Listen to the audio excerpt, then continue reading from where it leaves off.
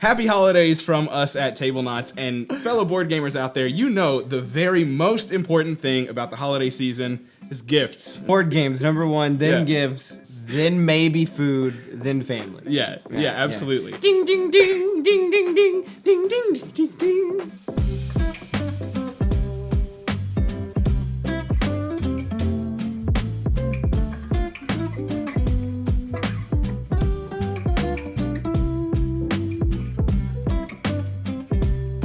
So today we're going to tell you what we recommend you buy for the board gamer in your life. And you thought no better place to go than the most knowledgeable board gamers on the market here at Tablenauts. Yes, we're and here then they didn't have a video Tuesday on it, so you decided to come down Thursday. We, thanks to some recommendations from Dylan and Carlo at All You Can Board, decided to break up our 12 Days of Christmas Holiday Gift Guide into categories. So we decided we have 12 categories, and we're going to just go through them one at a time and tell you our individual recommendations. Let's get started with the first category. What is it? Which is the hardest category of all, right?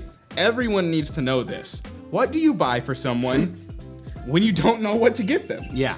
This is the board game that Doolin and I think will work for everyone. Yeah. That everyone will enjoy this game because you may not know what they like, you may not know what's already on their shelf, but this game will probably fit right in. And for my very first recommendation, I have an Oink game called Deep Sea Adventure.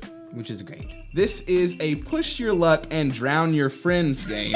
You don't do any of that. Oh, yeah, you do it all. You do it all. I did that to you. You're essentially just diving down into the deep, trying to pull up the best value treasure and make it out alive. Problem being, that second part is actually quite difficult. Especially the more treasures you pull up, the harder it is to get out with oxygen left in the submarine. And not only you, everyone else too. It's we all share oxygen, and it's a nightmare. And you may be picking up 4 level treasures thinking, oh, this is a grand time, and then Doolin's at the gate like, see you later, brother. Like, you ain't gonna make it out alive.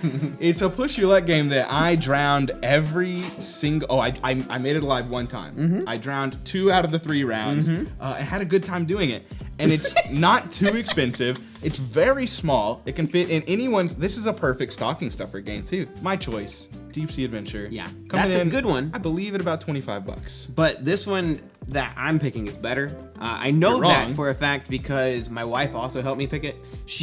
When I asked her, not better. what would you choose? Emily. She picked the exact same game. I don't even remember what was on your list. And this game is not over here, but you own it. I'm gonna go get it. Oh, I forgot it. Ow! Ow! What are you doing? I'm hurting myself. What is your problem? It is Taco Cat. Yeah. Goat cheese pizza. That's true. This is a great game. This is a solid game for any type of person, whether they're a board gamer or not, in my opinion. You can get anybody playing this game and getting excited about it. Case in point, my wife is a teacher. She brought it to her school. She's a Spanish teacher. She brought a bunch of copies of the Spanish version of this game, got all of her classes to fall in love with it. So much so and they that played it. What was it? What's the words? Do you know? Taco, gato, cabra, queso, pizza. I know better. Spanish though, so not as good as she does. But I don't. Anyway, this game is fantastic. It is a fun, slap, silly game that causes people to all laugh. It's such a fun game. It can be a painful game, but it is a joy to play. I like your pick. Thank I like you. your pick. I do too.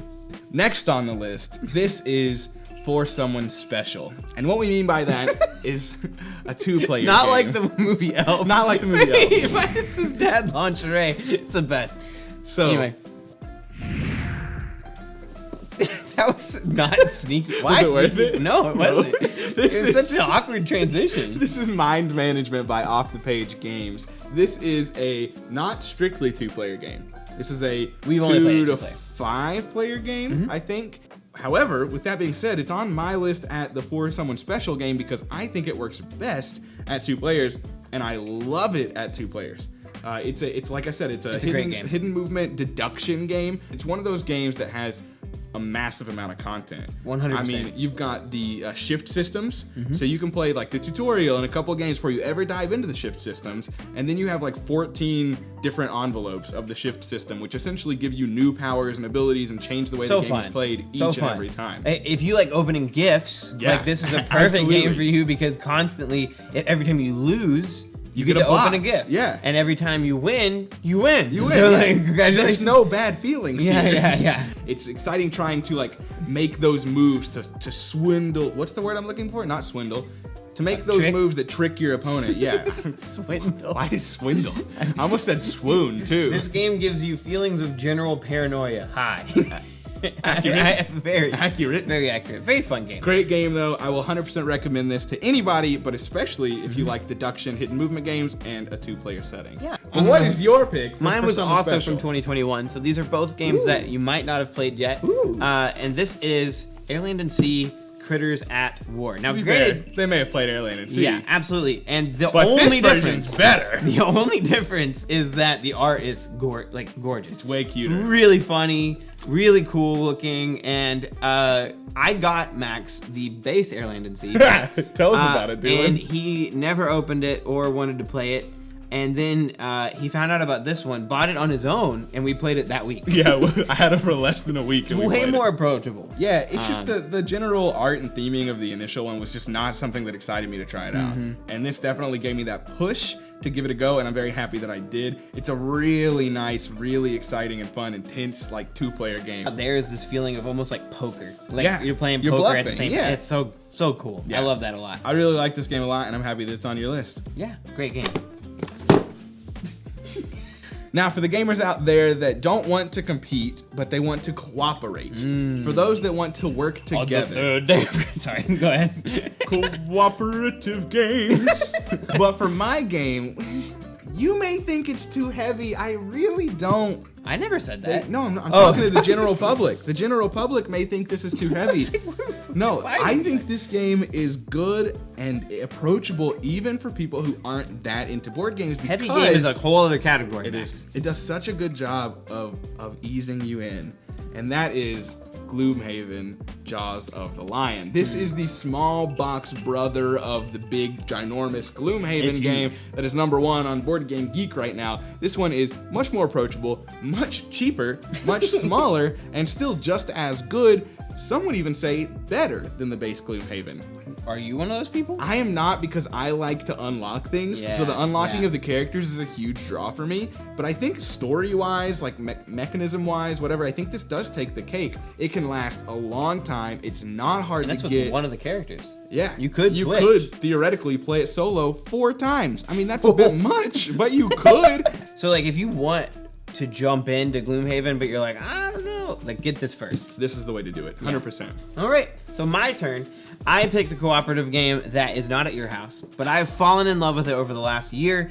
It is fantastic, made by a really, really great company called Plaid Hat Games, and it has a really adorable theme where you play these like Disney Pixar-esque mice, and it's called Mice and Mystics. So you guys play these tiny little mice that are trapped inside of a castle trying to rescue your king who is about to die at the clutches of his his wife, but who's trying to kill him, who's a witch. And she turned you into a bunch of mice. You're actually used to be like the king's guard and like the healer and the wizard and like all of these things. And now you're mice. And so you got to run around in the like sewers, and then on top of giant kitchen tables with a cat chasing after you. Like all of the minions of this witch have been turned into like other mice and like spiders, like all these different things trying to chase you. It's the cutest thing ever. Like the whole story feels like Mice a fighting Disney... mice, spiders, witches. It's so cute. It really is though. I mean, I believe Oh you. my I just thought gosh. it was funny. Oh, and the story is adorable. Oh my gosh. Emily has agreed, as long as I set up a charcuterie Charcuterie board. Lots of cheese with the game. And sausage. Meats. and like crackers. Yeah. And invite 2 other people like Max and Danielle who also like charcuterie. That's true. We do like charcuterie boards. Anyway, It's not a hard we word do to that, say.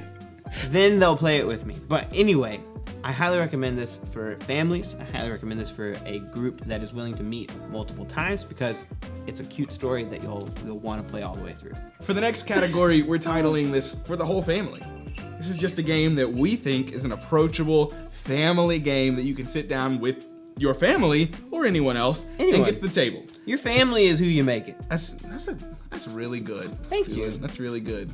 Anyways, This is 10 by Alderac, and this is a new game, actually. Another 2021 one. I understood. You've got different cards with different colors. They're numbered 1 through 9. Okay. And your goal is No to 10? acquire... No 10. Because if you get a whole group of 1 through 9, you get 10 points for completing the collection. Your whole goal is to get the largest string of each number and color that you possibly can. So you've got like pink, green, orange, and blue, and you want 1 through 9 of everyone if you ideally could, but you won't be able to. Then you've got these beautiful like resin little chips that you're going to be bidding with, getting pieces from the market and other cards to add into your collection. You're also pushing your luck because you're drawing cards, and if at any point in time like the numerical value exceeds 11, you bust. It reminds me of some old like family card games that we've played. So I think that it's really approachable and accessible to other people that have played those older card games that may have not really been into board games as a hobby yet. Yeah. So I think this is a nice middle ground, and it's been upside down this whole time. It's net. Okay, for my family game, right? I chose a game that I just recently completed entirely, and you can't play it more than once. So this is a weird one for me to choose, but I thought it'd be a good one in case you wanted to actually play a game on Christmas with family. Break halfway You've shared through. with me your entire list, and I am... It is Scooby-Doo Escape from the Haunted Mansion. This game is fantastic, and I don't know why people don't talk about it more. It's this game where you use basically codes in order to solve rooms and solve puzzles and all of these different things. What I mean by that is that on these little tiles where your people are, there'll be 3-digit codes on a closet, on a book, on some spaghetti. And then you gotta use your characters that all have a different number on the front of them, like Velma is a 1. And she is she's the researcher. So you put a 1 in front of any of the 3-digit codes, then you look up in her booklet what she does with that item. And she might tell you something useful, like, oh, this coat rack could be bended in a certain way to like fetch something from across the room. Or if you're Scooby-Doo, all he does is sniff items. And so he sniffs things. Items. Shaggy only eats items. And it's hilarious because there are so many times where I'm just like, I want to make Shaggy try to eat everything in this room. And it almost feels like a point-and-click adventure game. Yeah, I can see that. Yeah, so if this is something that interests you, I highly recommend checking it out. It only took me about 3 hours to play, but very, very fun. Now for our next category, we've titled this For the Party Goers, and what we mean by that is just for a large group setting. Now there are plenty of games that I considered for this list. As you know, I love Monikers. It's one of my favorite games of all time. Oh man, yeah. But I was thinking of something for a bit more of a holiday party setting, where people aren't necessarily super comfortable playing games, especially not something with charades. This game is going to give them an experience to share, but not really allow them, or not really force them, I should say, to get too gamey with it, too into it. And it can be very drop in, drop out as people leave and enter the party. And this is Wavelength. Yeah, it's saying 2 to 12 plus. Yeah. Like, that's excellent. This game is essentially a dial. And it's going to be something that one person selects or finds out where it is, and then thinks of a category essentially to stump you. So the card may say hot or cold, and you may need to say Apple pie. Apple pie. And then you have the thing at some point on the dial, and no one else can see that. And so now it's your job to say, where does Max think apple pie lies in the hot or cold spectrum? Yeah, and because so it does come cold at Kroger, but it's best hot. Hot with a slice of cheese on top. Get out. Ugh. Just try it. Don't knock it until you try it. I know people do that. Don't knock it till you try it. How about some whipped cream? We're keeping it basic We here. should do both. Whipped cream. Ugh. It's just a silly, fun game that you can play without having too much of a commitment from your fellow friends and family. It just allows the party to be the center of attention, and this to kind of make that a better experience, but without forcing anyone into doing something they're not super comfortable with. I do that's great. love your choice as well, though. I do. And I it love was mine. also my first choice before I realized he picked it. So this is a double recommendation by Tablenauts. I'm high about this game. It's right a great now, man. game. It is called Just One, and oh, man, If you could have just one party game, it's this one. wow. I already said that in my like board. Oh, game. yeah, you did. I literally, it was on my Check list. out our last video. Yeah. But this one is a perfect for a group of people, whether they've played board games or not. one person will have a topic that they need to say the word for. So it might be chocolate, like on the back, it's saying chocolate is the guess. Everyone will try to write a describing word for chocolate and be different, because any similarities get eliminated, because there can be only one, just one. Just one? Yeah, you said only one. Wow. Just one of that type of describing word. Clue, yeah.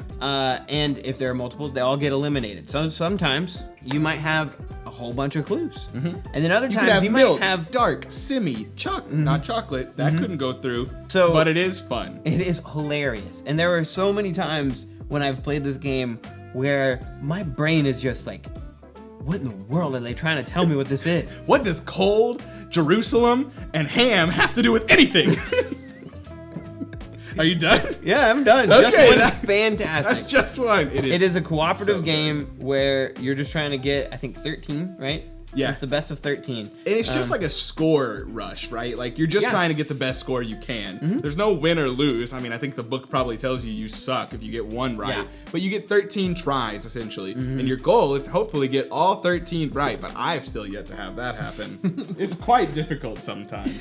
This time we're going to look at games that are heavy. That's right. And for by the that- hardcore gamer. Not like wait. No. But like BGG weight. Right, which Wait. is not actually weight, Dooley. Yeah, I know. You used to think it actually meant physical weight. Listen, when you're not really paying attention, yeah, you'll you believe think, anything. You think Gloomhaven weighs 3 pounds, Doolin? Maybe. It's 18 pounds. Is it really? I think so. These are the That's games the weight of a for small those, child. These things. Now, for those gamers that like to eat their cereal with nails without milk, we've got Nemesis, designed by Adam Kwapinski. And the only thing I'm going to tell you about this game, other than the other stuff I'm going to tell you about, is that it's Alien, the board game.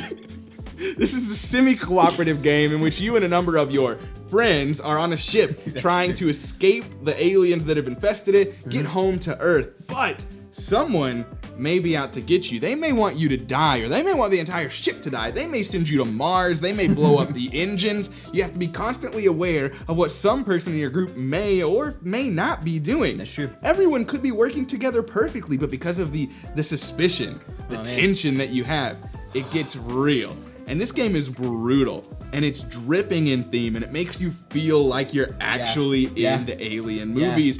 Everyone could be working together, but just that, like, first of all, it's hard. Yeah, Like, it oh is my gosh, difficult. you could turn a corner and die pretty easily. And the fact that you know in the back of your mind that, oh man, I mean, Max is probably not trying to work with me anyway. I might as well just ditch him and leave him to die. Yeah, and then we're both on our own. There's a lot of like this like Mind games. Yeah, this mind games, and then also just like justification of screwing over your friends, Yeah. even if you're trying to work with them. Yeah. It's just Oh. like, I'm out for me. Yeah, I don't care about the anybody moment else. your objective to win becomes available, you're like, I mean, see you guys. Like, I'm going. yeah. Oh, the cockpit's opened or whatever. The escape Yeah, pod's yeah, open. yeah. Like, I'm out of here. See you later. Thanks for opening them. The queen's on you. Bye. Good luck.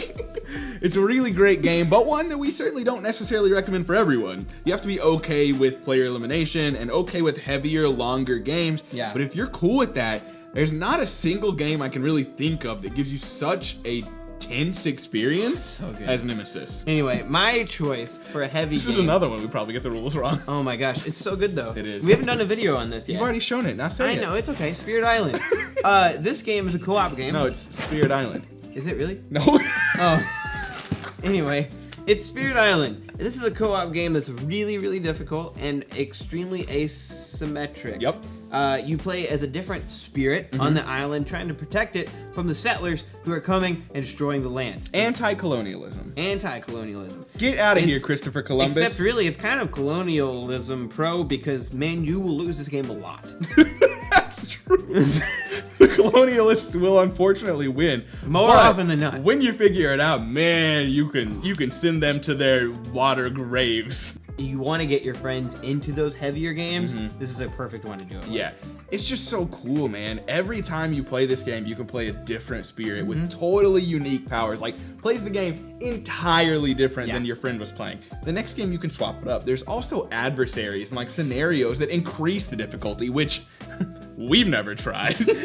But just the base game is enough content to really dig into and enjoy. It's one of those things that this game gives you that feeling of hopelessness until like the turn before you can complete it. As you instill fear into the colonizers, till the settlers, whatever you want to call it, colonialists. As you instill fear into them, the win conditions become a little easier. So the longer the game goes on, the more fear they have, the less you need to accomplish. And eventually there will just be like one point where you're just like, we can do it. Can we pause for a second? Yep. Just want to point out that we had a really good moment there. That's one of my favorites now, where you go colonizers, and then I go colonialists, and the answer is colonists. But no one got it. No one got it. And I actually thought I was saying it right. Now, the next category on our list we've titled For the Chess Players. And really all we mean here is for the people that love abstract, competitive games. Strategy, too. Strategy games, sure. So I actually have two here because of an asterisk, but I did want to mention it. The first one that I want to mention is That Time You Killed Me. This is a game that just came out by Pandasaurus Games. We have not had an opportunity to play it. I badly want to. It looks really unique and very cool. Yeah. It looks basically like chess, but with different objectives, and you can literally like pull an elephant on the board and win with that elephant, and it's just got so many unique things that change up a typical abstract strategy game. Man. I think it looks incredibly cool. But because I haven't played it, I don't want to go too into it. I want to go ahead and mention my next one, which I'm shocked is on the list, is Santorini. Santorini is a game that like, it irks me. It bothers me. I have yet to figure out the strategy, but when a game gives me that kind of like negative emotion because I haven't solved it, it's a good thing. Like, Santorini is a game that's very chess-like, where you have to move and you have to build. That's it. That's the rules. You must move and build. Then you've got 30 different gods, even more with the Golden Fleece expansion. So wildly. That just give you different win conditions or allow you to break the rules in a number of ways, allowing you to move anywhere you want or build any number of times, whatever it may be. They changed the game drastically, and I think that this game is a game that you can start off with no god powers, and then as you get more comfortable with it, introduce the easier ones, and like it can just take you on a bit of a journey through the game that is Santorini. By the end, maybe you'll know how to play, unless you're me. You probably still won't know how to play. Hey, you won 2 times in a row at the end. Yeah. You did good. Yeah, sure. Don't patronize me. My game for the chess player is The King is Dead, second edition. This is a game that I've only gotten to play 4 times now.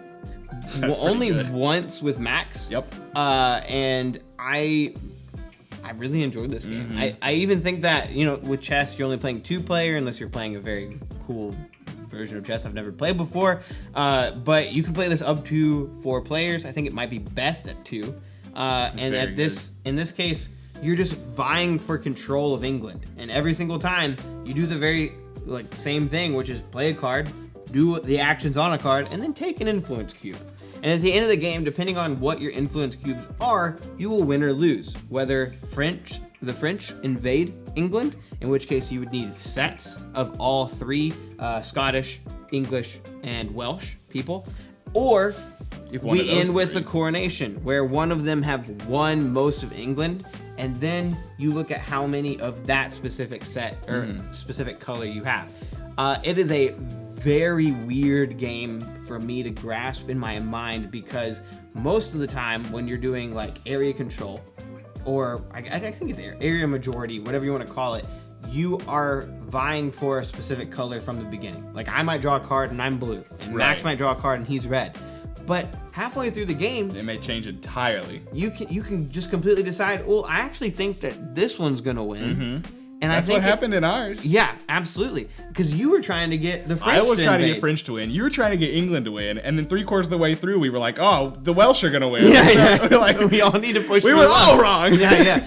Now, the next category on our list is for the gamer that wants to be alone. Maybe you love board games, but you don't really want to integrate your family into that hobby. So maybe you just want to play by yourself. Because this game is a holiday gift guide, you're a person who doesn't like board games. Yeah. Or you're trying to buy it for a person who might buy you a little bit of alone time. Yeah. So they'll go off and play by themselves. That's right. And you can have some peace and quiet.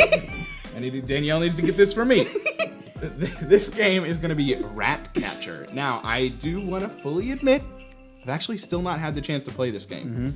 And I'm not a big solo gamer. If it was my recommendation, I'd probably say Too Many Bones, but I really can't recommend anyone spend that kind of money on Too Many Bones. It's excellent, but it's a lot. So instead I want to go with Ratcatcher, which sounds incredibly cool, and it is one that I purchased for myself. I would like to play it. It's got a randomly generated city, essentially, and you're trying to catch the rats, to clean up the infection. In this game, you've got lots of like resource management, and you've got some dice-based combat, and you're essentially just trying to rid the city of rats and protect the city. It's a beautiful production as well. You can take it home and learn it for me and then bring it back. And it just looks really cool. Look, there's sparkly magic cheese. You don't have to. I don't have to tell you any more about it. I'm gonna gift this to Doolin right after this video. This game, I can't stop playing. I literally, if I have a spare 10 minutes, I will play this game because it promises that you can play it in 10 minutes because there's a timer actually. This game is by Kane Klanko.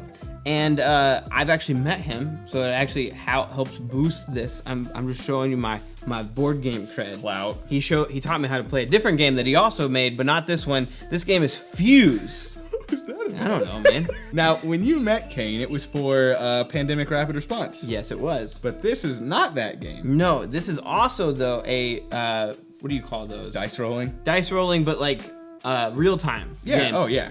And Fuse is just fantastic. It's a game about defusing bombs, and you got this whole deck of cards that you got to go through.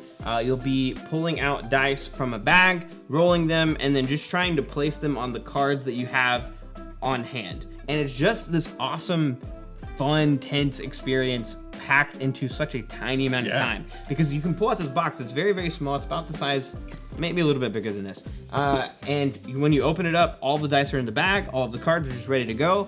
And Emily has told me, hey, Josh, I gotta go get changed. We're leaving in 10 minutes. So like, let's play a game. And well, no, she's gotta go do that. You're telling yourself. There's enough time to play Fuse. Yeah. I have a whole bunch that I could recommend that are long experiences, that are fun, but I think this is a really great game, especially for those who are busy. Like practically. You could practically play this game instead of other games that are a little less practical to get to the table. Too Many Bones. Next on our list is To Those Who Can't Make It Home for the Holidays. But this is our recommendation for apps or services that we recommend you get for somebody who isn't able to make it home to play board games, but who you'd still like to connect with over the holidays. Absolutely. For my pick, maybe it's a bit of a cheat, but I think there's no better value that you can possibly get for someone than the premium service at Board Game Arena. Absolutely. It is just hundreds of games. The adaptations are almost always great. They're constantly adding new things, and it's not that expensive either at $5 a month, maybe. Oh, man, yeah. You can play a number of different things from wildly different categories and weights. So an easy game like Can't Stop, or a heavy game like Feast for Odin is on Board Game Arena. Like, there's just anything and everything that your heart's desire. You can play asynchronously if you're busy and going about your workday. It's just a really great tool for playing board games with friends. My gift is a little cheaper than that, unless you're only paying for a month, which is pretty great for BGA as well. Right, but I know what you mean. But mine is forever, and you'd be able to play this game with them if you bought it yourself. And this is Sagrada's app, and I've played quite a few apps trying to find the best board game apps that work for me and my time, and how can I play asynchronously while also maybe playing live at times, and does it do it well? Is it a good adaptation of the game itself? And I just can't think of a better app that does all of that well than Sagrada. What is the name of the company that makes these? Direwolf Digital. Direwolf Digital. Probably my Definitely. favorite app creators out there. Blown it out of the water with Root, Sagrada, all that. Now, the next category on our list, we're titling For the Classic Gamers. And what we mean by that is really someone looking to take the step into hobbyist board games. Yeah. They've played Monopoly, they've played Cluedo, they've played Uno. It's called Cluedo in the vast majority of the world. It's just Clue in America. Yeah. But this game is actually something that is going to appeal to all of those people that are used to these classic games and wanting to take their first step into the hobby. And I'm going to recommend them It is vertical, straight up this time. Good job, man. Cascadia, another game by AEG. This 2021, right? Yep, brand new game. It's an incredibly approachable game that I can see anyone and everyone enjoying. It's beautiful, it's simple, and it's puzzly and thinky all at the same time. 100%. You're basically just trying to build an environment to house animals. All the while, you've got different objectives of how you're going to score the fish. The fish score more points the longer line they're in. The moose score more points the more surrounding of a single animal they are. Different objectives, and there's like 4 or 5 cards per animal. I was gonna say that changes every time. Yeah, right? Cascadia is an excellent game that can appeal to a wide variety of gamers. Those that have not played anything at all, to those that are heavy gamers. But this is a fairly light and approachable game that they can still actually enjoy. So mine for this is one that I've not gotten to play a whole lot, but I really like it, and you liked it too. It's by AEG as well. Oh, man. And this is Santa Monica. Oh yeah. No, you have it. I don't have it. It's this beautiful game of really, I want to call it maybe set collection, but it's mainly drafting, and it's just this really neat puzzle that you're building out from this central piece, whether it's like a hotel or whatever it is. And I like it a lot because, for one, it's beautiful. I think it's approachable for anybody in that way, but also it's not that difficult to think through. This is a really great way to get your friends into board gaming, and it's fairly underrated, I think. I don't think it's talked about that much. It's really not. Yeah, it's surprising that it's not, because it's really good and it's just under the radar. But I think it honestly, and I'm not going to say it's the same, but I think the way it plays is kind of similar to Cascadia too. Yeah. They work very similarly in the drafting a tile or a card from this row, and so you're drafting that, and there's a little bit of hate drafting there, but also just trying to figure out what works best for your own personal puzzle. I think they play very similarly. They're both excellent games, and if you're looking to make that jump, I think they're a really good entry-weight, middleweight game to kind of get you a little bit, dip your toe into the deep end of what board games can be. For sure. The next category on our list is for the competitive gamer, and what we mean by this is for the gamers who want to be mean, who want to hate draft. My wife. Yup, I feel that. Jeff. She is very mean. It's all... They're two different people. Are they? Yeah. For those that want to be mean and be hateful, want to hate draft, want to mess up someone else's plan, what have we decided? And I don't actually have this game here with me. Oh, I thought you were like, I don't have a game for this. I don't have anything at all. I don't have this one with me, but it's Brew, baby. It's Brew. It's Brew, baby. I still never played this. You need to. Sell me on this game. Brew is another game on our list by Emily, pay Pandasaurus, and it is a very cute game with animals and potions that you can craft and use, and there's forests, except for if you're playing with the right person, they're gonna put their little dice in the forest, and then they're gonna burn it down. They're gonna burn the forest down. No more animals can go there. No good things can happen, but they take control.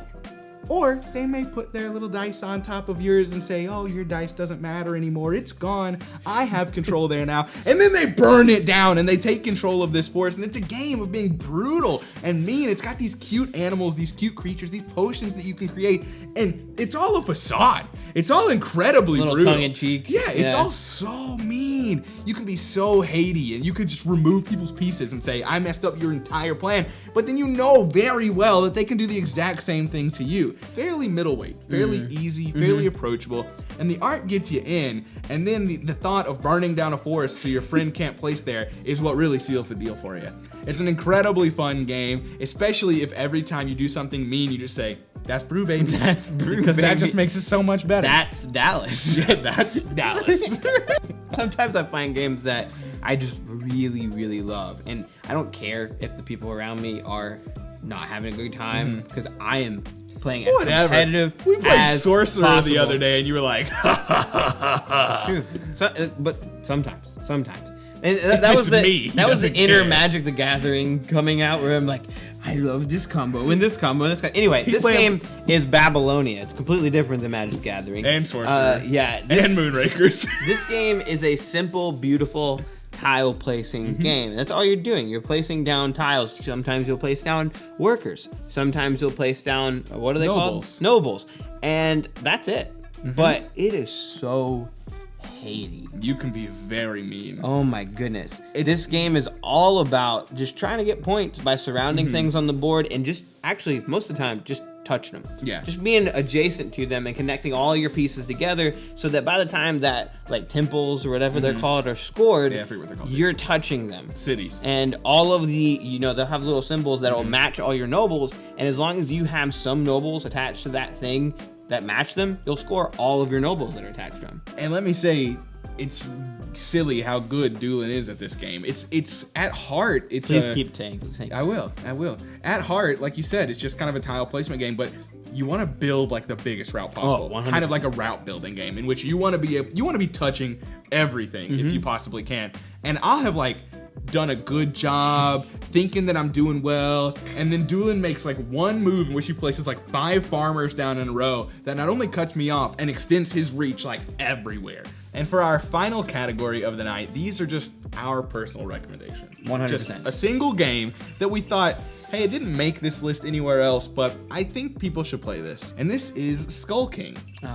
This is a trick-taking competitive game, and it is just... Most trick-taking games, it should be competitive. That's true. I think The the good crew ones are. being so popular these days, and it's a competitive trick-taking game, but I hate using the word fun when describing games because it's like, that was fun. Well, yeah, most things should be fun, but like, why was it fun? And I have a really difficult time describing Skull King without using the word fun. It's just everything you do from the intensity that your group gets into it, like when I'm playing with Jeff Yo, and ho, Jamie, ho. yeah, we just yo ho ho, we smack the table, like we Yeah. just got it. It's so fun. And then you've got it's a lot about like pushing your luck, right? Like the safe thing to do is to look at your hand and say, how many do I think I can get, and pick that number. Because if you miss, you only lose like 10 points here or there. But the fun thing to do is just bet 0 every time and say, I'm not gonna win any tricks. And then you go throughout the game, and you start getting closer to the end, and everyone around you is like, max bet 0. He has 0. How do we screw him? I think that it's an excellent competitive game. It could also fit into the family game. So if you're looking Yeah, for an 100%. extra of either, this is a great game, and it's 100%. very cheap. Like, It is. I think Like it $12 or and something like that. It's like a deck of cards. Yeah. Like it's gonna be cheap and easy to fit in a stocking or something like that. So excellent choice. Mine is a little bit larger, and this is just a game that, to be completely frank with all of you guys, I hope that my wife is watching, and I hope that she buys it for me for Christmas. So this is my recommendation for all of you. It's Tammany Hall. This is an area control, Yeah. area majority Area control. game where you're just trying to get the most votes every single time and become mayor. It's essentially just trying to control places. It's like you're trying gerrymandering the board game. Yeah, it's honestly like the theme is pretty dark, but Yes. it's very fun. It But I think is. my favorite part about it is the blind bidding system that happens every time the votes start to pour in.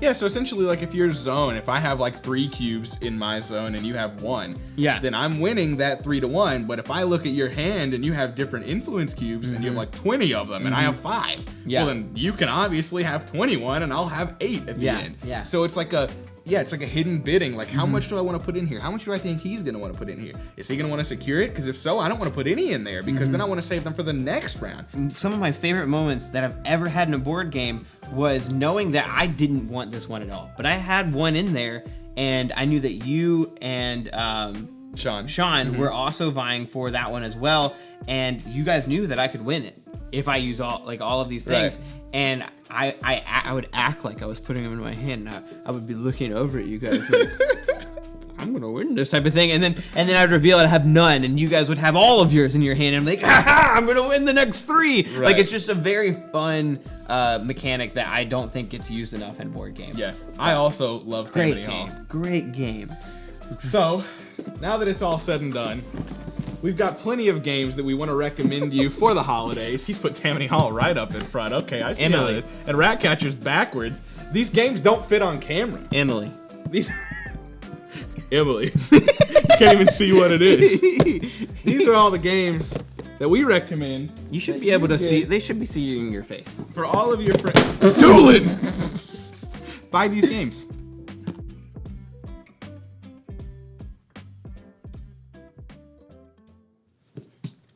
All right.